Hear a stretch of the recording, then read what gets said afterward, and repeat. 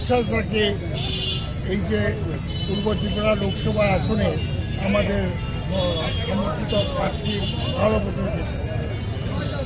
ভালো ভোটে জিতবে মানে কি কারণে জিততে, কি কারণে জিততে পারে? কারণে হচ্ছে কি, যুবকদের মধ্যে একটা বার্তা পৌঁছে গেছে।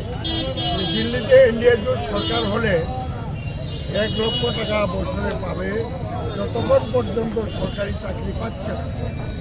মহিলাদের কাছে পৌঁছে গেছে যে প্রত্যেক গরিব মহিলা 1 লাখ টাকা পাবে, এরপরে পৌঁছে গেছে। সুতরাং এই 20 কোটি 50 কোটি যুবক এবং মায়েরা বোনেরা যদি এক কাট্টায় ভোট দেয়, এটা ইন্ডিয়া জোট সরকার। আমরা আমাদের ডোর টু ডোর আছে, ঘরোয়া সভা আছে, এবং এরকম জনসভা আমরা করব না। প্রাক্তন মুখ্যমন্ত্রী মানিক সরকার বললেন আপনি যত বড় জয় হয়েছিলেন ডাবল ভোট আপনি দাবি করেছেন, এটা কি সম্ভব? আমরা তো চেষ্টা করছি যাতে রেকর্ড ভোট হয়, ত্রিপুরা রাজ্যে রেকর্ড ভোট হয় বিধানসভা আপনার কেন্দ্রে। হ্যাঁ, এর জন্য সবাই চেষ্টা করছে।